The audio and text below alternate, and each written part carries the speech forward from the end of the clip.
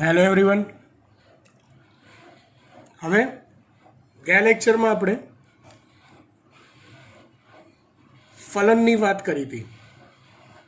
હવે ફલન ક્રિયા થયા પછી થાય છે ગર્ભ સ્થાપન અથવા એને કહેવાય ગર્ભ વિકાસની શરૂઆત. ગર્ભ વિકાસની શરૂઆત.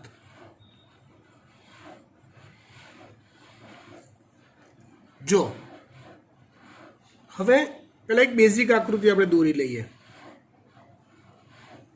જે આપણને ટોપિક સમજવામાં મદદ કરશે.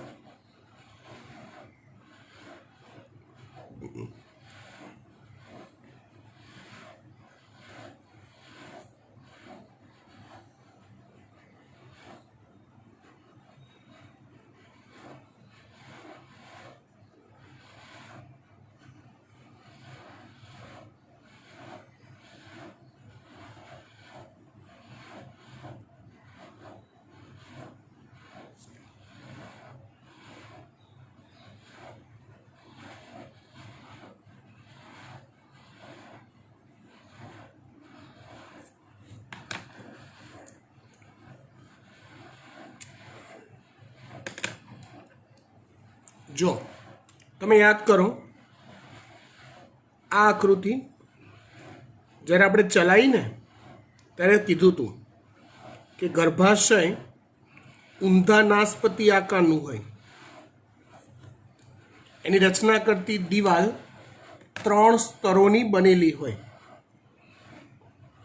સૌથી બહારનું સ્તર પેરીમેટ્રિયમ, વચ્ચેનું સ્તર માયોમેટ્રિયમ, સૌથી અંદરનું સ્તર છે એન્ડોમેટ્રિયમ. ગર્ભાશય ચક્ર વખતે એ વાત ક્લિયર કરી હતી કે માસિક અથવા ઋતુસ્રાવનું જે ચક્ર છે એ ચક્ર દરમિયાન આ જે એન્ડોમેટ્રિયમ છે એ સતત પરિવર્તનશીલ સ્તર તરીકે વર્તે છે. મતલબ માસિક ચક્રના દિવસો જેમ જેમ ઉપર ચડતા જાય તેમ તેમ આ વિકસિત થતું જાય એન્ડોમેટ્રિયમ.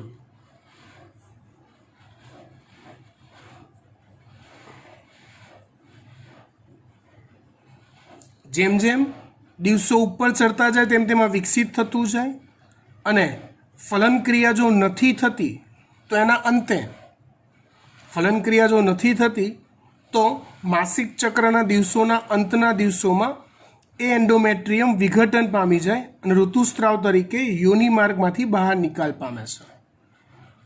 અહીંયા અંડપિંડ છે. અહીંયા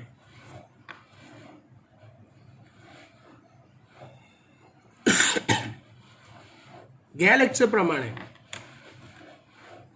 છેલ્લે એવું કીધું હતું કે ફલન ક્રિયાની આખી પ્રોસિજર જે છે એ અહીંયા થાય છે. અહીંયા એટલે કયા ભાગમાં? તો કે અંડવાહિનીના ઇથમસ ભાગમાં. એટલે ધારો કે ફલન ક્રિયા થઈ ગઈ તો આ રચના હવે ફલિતાંડ તરીકે વર્તે છે. ધારો કે ફલન ક્રિયા થઈ ગઈ તો આ રચના હવે ફલિતાંડ તરીકે વર્તે છે. હવે જેવું એ ફલિતાંડ બને ને એની તરત જ ટાઈમ બગાડ્યા વગર એ તરત જ ગર્ભ વિકાસની શરૂઆત કરી દેશે. એકચ્યુઅલી એઝ ફોર રૂલ ગર્ભ વિકાસ ક્યાં થવો જોઈએ? તો કે ગર્ભાશયમાં થવો જોઈએ. ગર્ભ વિકાસ ક્યાં થવો જોઈએ? તો કે ગર્ભાશયમાં થવો જોઈએ. તો આ ફલિતાંડ ગર્ભાશયમાં પહોંચે, સ્થાપિત થાય, પછી ગર્ભ વિકાસ શરૂ કરે તો કે ના, ટાઈમ નહીં બગાડવાનો. અહીંથી એ ગર્ભાશયમાં જેમ જેમ પહોંચતું જાય આ રીતે એની સાથે જ એ ગર્ભ વિકાસની શરૂઆત કરી દેશે. એના સ્ટેપ્સ કેવા હોય, કઈ રીતે ગર્ભ વિકાસ ચાલુ થાય એ આપણે હવે સમજવાનું છે. તો જેવું ફલન થયું ને એટલે પહેલું સ્ટેપ આવે છે વિખંડન.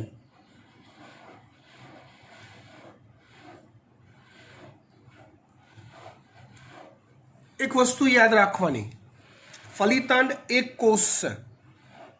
હવે પછી આપણા શરીરમાં એ ગર્ભ વિકાસ દરમિયાન એ ફલિતાંડમાંથી અબજો કોષો ધરાવતું શરીર બનશે. પણ યાદ રાખવાનું બેટા, હવે કોઈ પણ કોષ વિભાજન થશે ને, કોઈ પણ, એ દરેકે દરેક સમસૂત્રી વિભાજન પ્રકારના થશે. એક જ વાત યાદ રાખવાની, શુક્રકોષ જનન એટલે કે શુક્રકોષ નિર્માણ પ્રક્રિયા, અંડકોષ જનન અંડકોષ નિર્માણ પ્રક્રિયા, એ બે સિવાય બીજા કોઈ કોષ વિભાજન અસૂત્રી વિભાજન પ્રકારના આપણા શરીરમાં ન થાય. આ વસ્તુ યાદ રહે. ઓકે, ચલો. ફલન ક્રિયા થયા પછી સૌથી પહેલા વિખંડન નામની પ્રક્રિયા થાય છે. વિખંડન એટલે શું સમજો. તો કે વિખંડન એક પ્રકારનું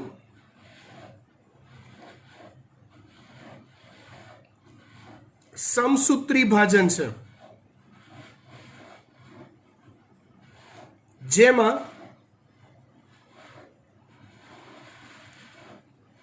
કોષોની સંખ્યા વધે છે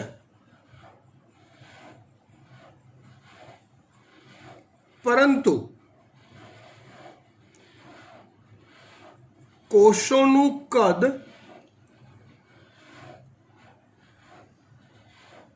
ઘટે છે.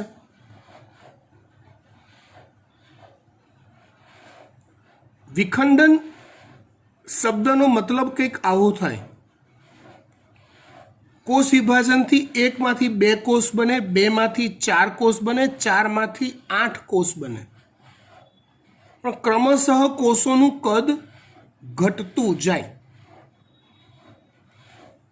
મતલબ હું શું કહેવા માંગુ છું સમજો. હવે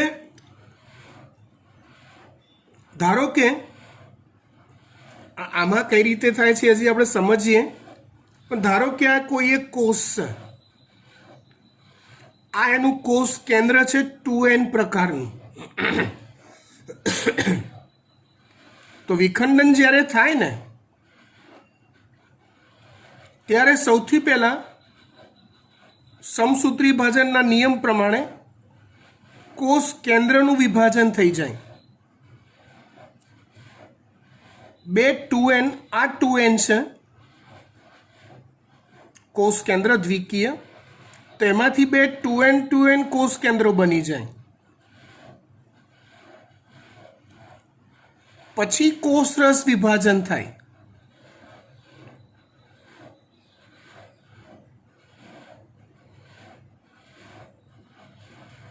આ રીતે કોષરસ વિભાજન થયા પછી એ કોષ કદમાં વૃદ્ધિ ના પામે.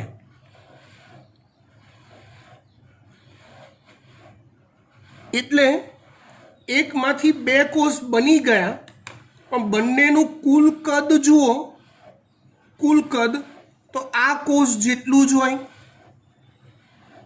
એકમાંથી બે કોષ બની ગયા તો બંનેનું કુલ કદ આ કોષ જેટલું જ હોય. તમે એક સફરજન લો છો, સફરજન એક વસ્તુ સમજો. ધારો કે એક ફ્રૂટ છે, નાશપતિ છે. આ ગર્ભાશય જે છે એમાં ખબર જેવું આવતું હતું, આ નાશપતિનો આકાર થયો ઊંધા નાશપતિ જેવું. એટલે આવું છે ગર્ભાશયનો આકાર. જો એવો જ લાગે છે ને? યસ. હવે જો તમે આ એક જ કોષ છે એવું માનો, સમજો. હું પછી કટરથી એને કાપું, આમ ઊભું કાપું, તો કેટલા કોષ બની ગયા? 2. પણ બંનેને ભેગા કરી દઉં, બે પીસ કરીને બંનેને ભેગા કરી દઉં તો એનું મૂળ કદ કેટલું આવશે? એનું મૂળ કદ કેટલું આવશે? આના જેટલું જ આવશે, મતલબ આટલું જ આવશે, હે ને? એટલે એવું કહેવાય કે પહેલાં એક કોષની સાઈઝ હતી, હવે એટલી જ સાઈઝની અંદર બે કોષ સમાઈ ગયા. એટલે પ્રત્યેક કોષનું કદ પહેલાં આટલું હતું, હવે પ્રત્યેક કોષનું કદ એના કરતાં અડધું થઈ ગયું. ચલો હજી આગળ જોઈએ. તો આગળ કંઈક આવું થશે.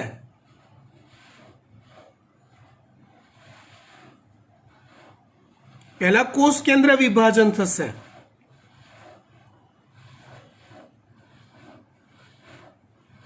આ રીતે આમાંથી બે 2n 2n બની ગયા, આમાંથી પણ બે 2n 2n કોષ કેન્દ્ર બની ગયા. હવે કોષ રસ વિભાજન થશે.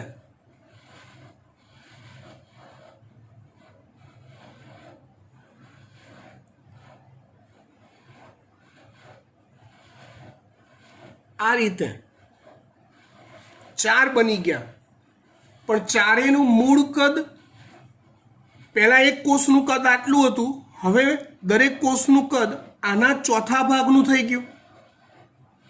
ચારેયનું ટોટલ કદ એ આના કદ જેટલું થઈ ગયું.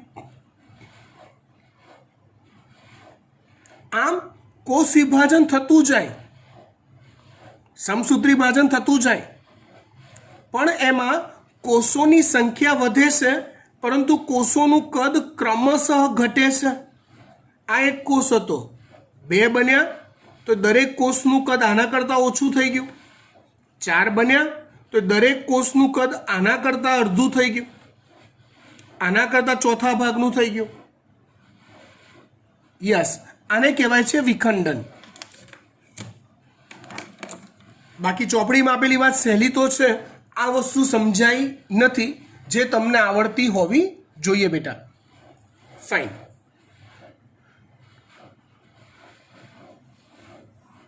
આ છે ખાલી એક્સ્ટ્રા સમજૂતી, બરાબર ને? તો સૌથી પહેલાં ગર્ભ વિકાસમાં જેવું ફલન થાય ને એટલે તરત જ વિખંડન પ્રકારની ઘટનાની શરૂઆત થાય છે.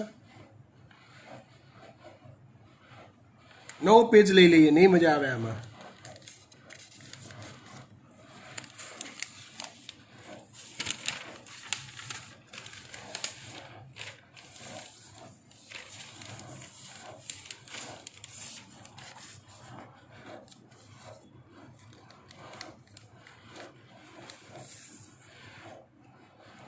ઓકે, ફલન ક્રિયા થયા બાદ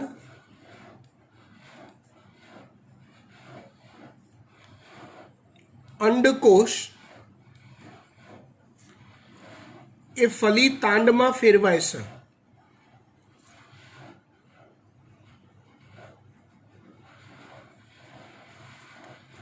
ફલિતાંડ તરત જ વિખંડન પ્રક્રિયાની શરૂઆત કરે છે, જેમાં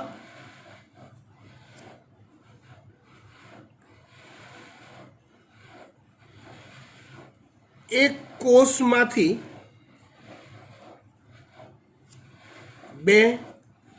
બેમાંથી 4, 4માંથી 8, 8માંથી 16 કોષીય અવસ્થા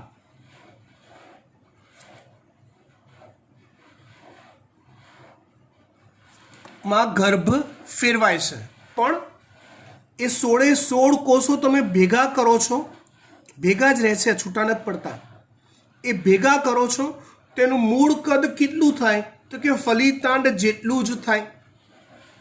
માટે આ પ્રકારના સમસૂત્રી વિભાજનને વિખંડન કહે છે.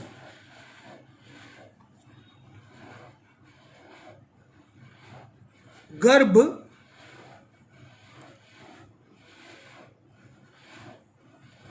ની જે 16 કોષીય અવસ્થા છે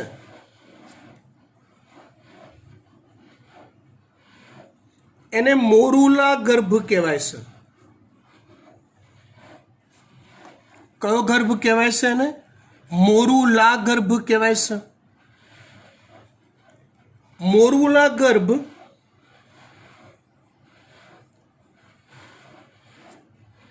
ગર્ભાશયમાં પ્રવેશે છે.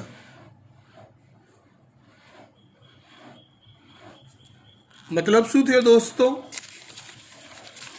કંઈક આવો થયો. એક જ મિનિટ. અહીંયા ફલન ક્રિયા થઈ, તરત જ વિખંડન શરૂ થયું. એકમાંથી 2 કોષ, 2માંથી 4, 4માંથી 8, 8માંથી 16. ગર્ભાશયમાં જ્યારે ગર્ભ એન્ટ્રી મારે અહીંયા, ત્યારે 16 કોષીય અવસ્થામાં હોય, જેને કયો ગર્ભ કહેવાય? મોરુલા ગર્ભ કહેવાય. કયો ગર્ભ કહેવાય? મોરુલા ગર્ભ. કેટલા કોષીય અવસ્થા? 16 કોષીય અવસ્થા.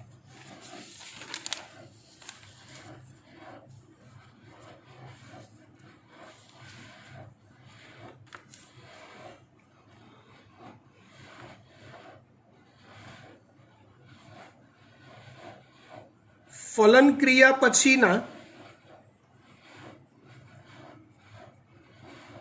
3જા દિવસે ગર્ભ ગર્ભાશયમાં પ્રવેશે. આ થઈ ગયો મોરુલા ગર્ભની વાત. ત્યાર પછી આગળનું સ્ટેપ આવે ગર્ભ કોષ્ઠ કોથળી.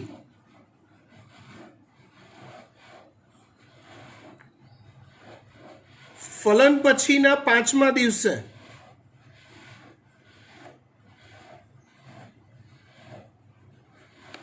ગર્ભ એ ગર્ભ કોષ્ઠ કોથળીમાં ફેરવાય છે. હવે ગર્ભકોષ્ઠ કોથળી કેવી હોય પહેલા એ શીખવું પડે. આપણે શીખી લઈએ. ગર્ભકોષ્ઠ કોથળી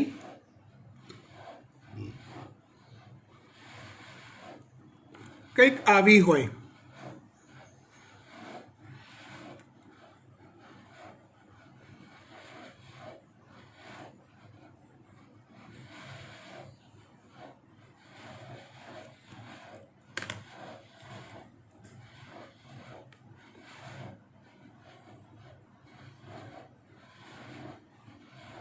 આ મોરુલા ગર્ભમાંથી રચાતી રચના છે. આવી હોય રચના, જેમાં કોષોનું એક સ્તર પરિઘ તરફ ગોઠવાય. કોષોનું એક સ્તર પરિઘ તરફ ગોઠવાય, જેને ગર્ભ પોષક સ્તર કહેવાય. અને બીજા કોષો એક સમૂહમાં અંદરના ભાગે ગોઠવાય, એક જૂથમાં કોઈ ખૂણે, જેને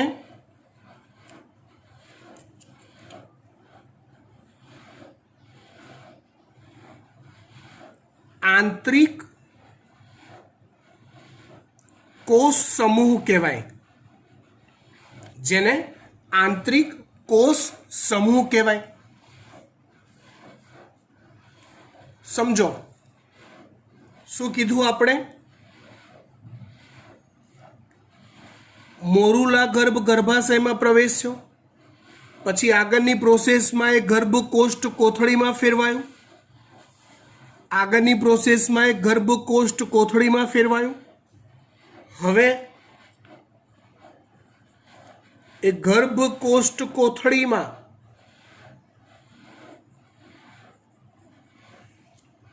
કોષોનું એક સ્તર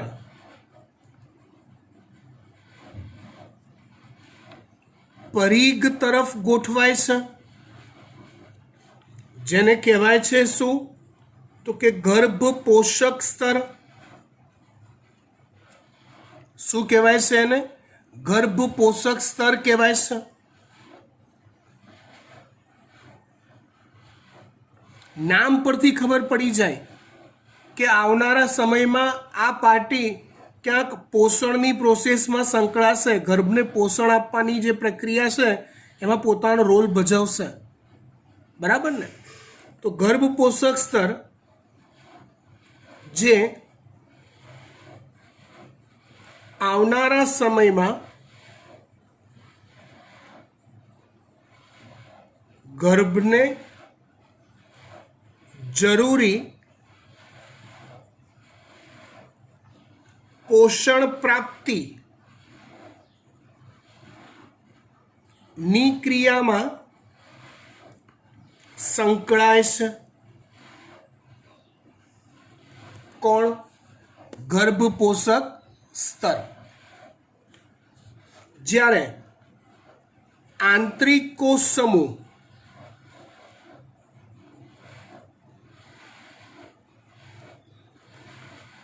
માંથી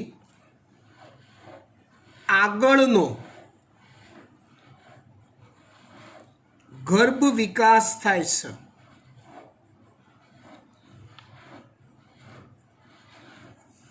આંતરિક કોષ સમૂહમાંથી આગળનો ગર્ભ વિકાસ થાય છે.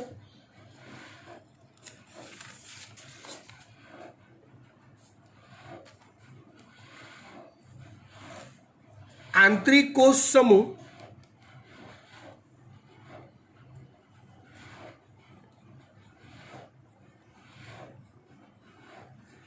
ગર્ભમાં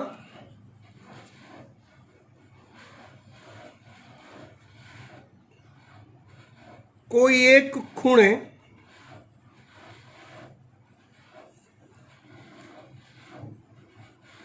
ગોઠવાયેલો હોય છે. ચલો, આટલે સુધી વાત પહોંચી ગઈ. રાઈટ? પહેલું સ્ટેપ શું કીધું આપણે? તો કે ફલન ક્રિયા પછીનું પહેલું સ્ટેપ વિખંડન. વિખંડનની શરૂઆત તરત થઈ જાય. ત્યાર પછી તો કે 16 કોષીય ગર્ભમાં ફેરવાય, જેને મોરુલા કહેવાય. ફલન પછીના ત્રીજા દિવસે આવું થાય. ગર્ભ ગર્ભાશયમાં એન્ટ્રી મારે. ચલો, ગર્ભાશયમાં જઈને ગર્ભે શું કર્યું? તો તાત્કાલિક પહેલાં ગર્ભકોષ્ઠ કોથળી બનાવી દીધી. આવી ગર્ભકોષ્ઠ કોથળી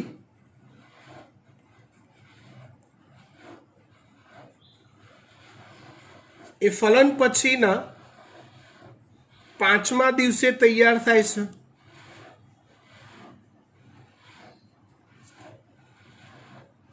ત્યાર પછી આવે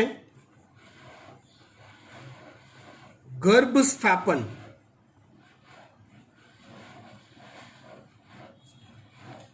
ગર્ભ સ્થાપનની ક્રિયા ફલન પછીના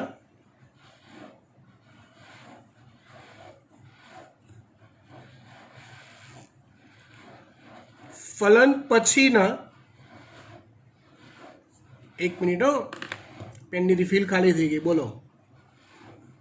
ફલન પછીના 7મા દિવસે થાય છે. ગર્ભ સ્થાપન ક્યારે થાય છે? તો કે ફલન પછીના 7મા દિવસે થાય છે. ગર્ભ સ્થાપનની પ્રક્રિયા સમજવા જેવી છે બેટા, ધ્યાન આપજો.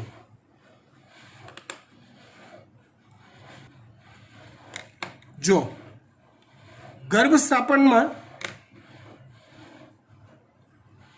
થોડુંક પેલી આગલા પેજ વાળી આકૃતિ ફરી એકવાર જોઈએ, ઝૂમ કરીને. ગર્ભાશય વાળી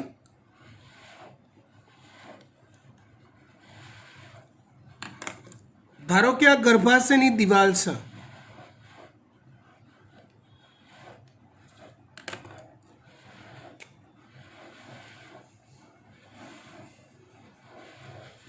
ત્રણ સ્તરોની બનેલી.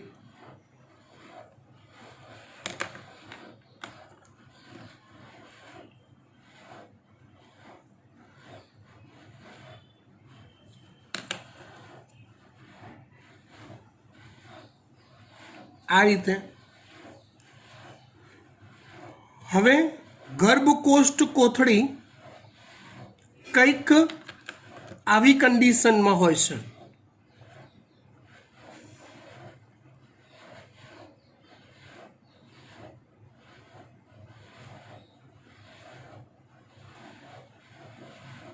કોષોનું એક સ્તર પરિઘ તરફ, જેને ગર્ભ પોષક સ્તર કહેવાય,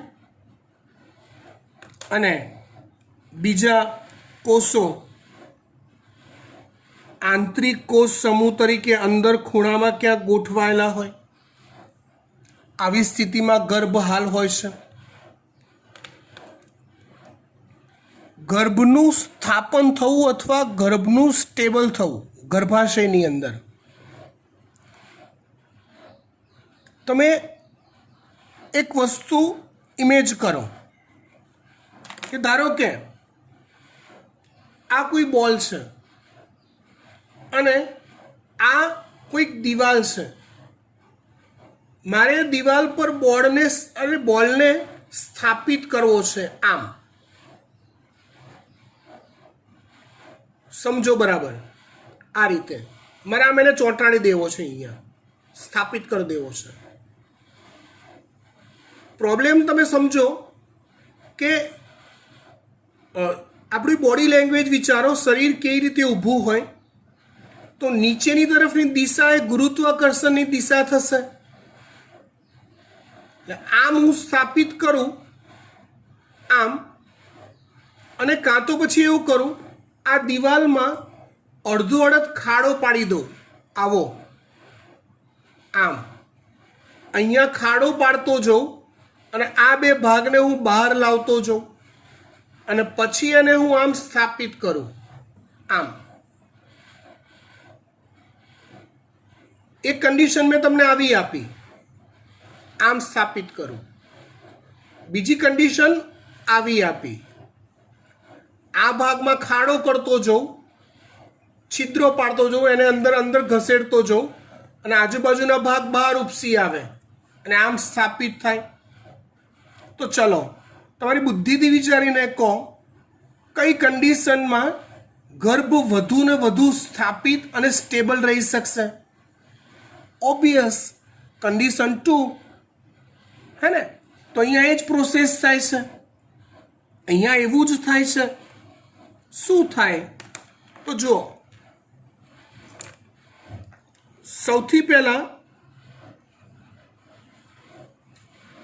ગર્ભ પોષક સ્તરમાંથી પાચક ઉત્સેચકોનો સ્ત્રાવ થાય.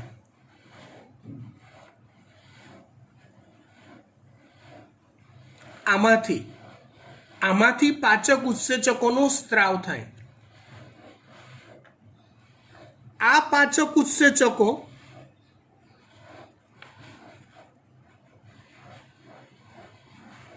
એન્ડોમેટ્રિયમનું, આ લાલ સ્તર સૌથી અંદરનું,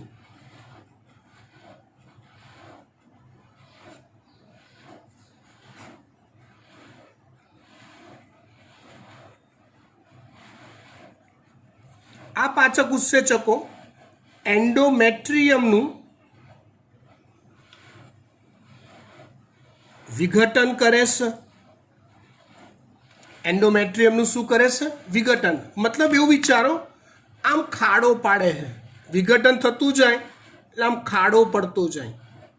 આમ ને જેમ જેમ ખાડો પડતો જાય આમાં તેમ તેમાં ગર્ભ અંદર ઘૂસતો જાય.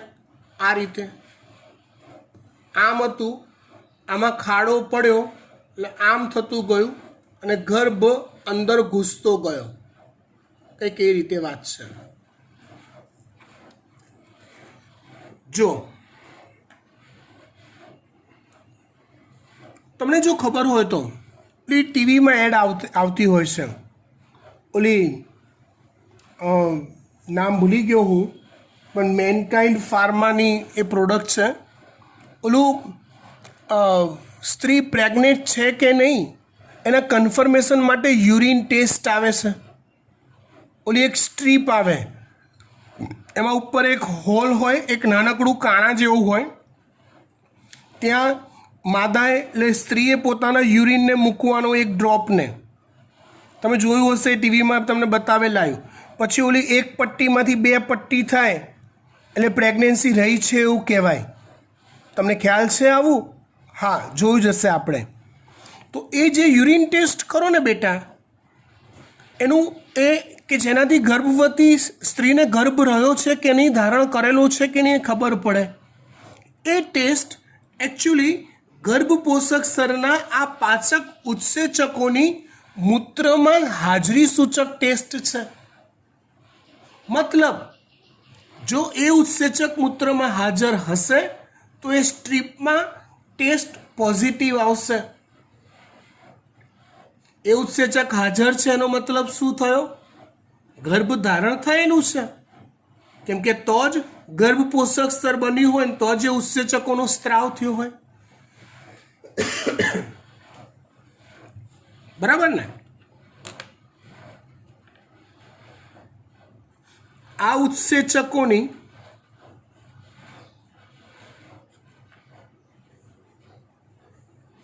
મૂત્રમાં હાજરીનો ટેસ્ટ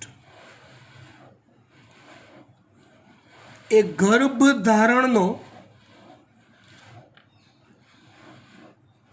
પ્રાઇમરી ટેસ્ટ બને છે અથવા ટેસ્ટ કહેવાય છે. એટલે આમાં અહીંયા ખાડો પડતો ગયો અને સામે એન્ડોમેટ્રિયમનો બાકીનો જે ભાગ છે એ વૃદ્ધિ પામતો જાય છે. આ રીતે આમ ખાડો પડતો જાય અને બાકીનો જે ભાગ છે એ વૃદ્ધિ પામતો જાય. આ રીતે આમ ગર્ભને ઘેરતો જાય, આમ ખાડો પડતો જાય, આ ભાગ ગર્ભને ઘેરતો જાય. મતલબ ગર્ભનો 80% જેટલો ભાગ એન્ડોમેટ્રિયમના લેયરથી ઢંકાયેલો રહે. આ ક્રિયાને ગર્ભ સ્થાપન કહેવાય. આ ક્રિયાને ગર્ભ સ્થાપન કહેવાય. જો આ ગર્ભ પોષક સ્તર ના ઉત્સેચકો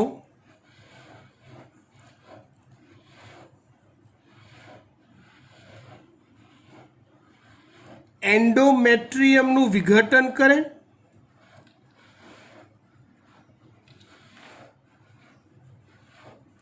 એટલે ગર્ભ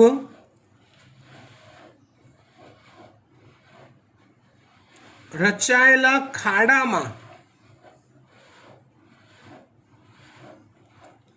અંદર ઘૂસતો જાય તથા એન્ડોમેટ્રિયમના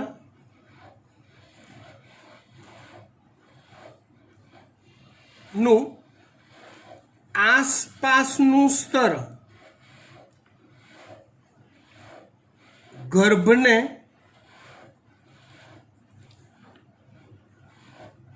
ઘેરી વળે છે. એન્ડોમેટ્રિયમનું આસપાસનું સ્તર ગર્ભને ઘેરી વળે છે. બરાબર? આ પ્રોસેસ એ ગર્ભ એટલે ફલન ક્રિયા પછીના 7મા દિવસે થાય છે, જેને ગર્ભ સ્થાપનની પ્રક્રિયા કહે છે. કઈ પ્રક્રિયા કહે છે? ગર્ભ સ્થાપન. બરાબર? હવે પછીની જે પ્રોસેસ આવશે એ ગર્ભ વિકાસની આવશે. રાઈટ? જે હવે પછી આપણે જોઈશું. ઘણા બાળકોને હજી હોમવર્ક પેન્ડિંગ બોલે છે ગૂગલ ક્લાસરૂમમાં. 6 દિવસ આપણે લેક્ચર લઈ રહ્યા છીએ એટલે અમે સમજી શકીએ છીએ બેટા કે ટફ છે રોજે રોજ હોમવર્ક કરીને ક્લાસરૂમમાં સબમિટ કરાવવું, પણ એ કરવું તો રહ્યું જ. We have to do our best. Okay?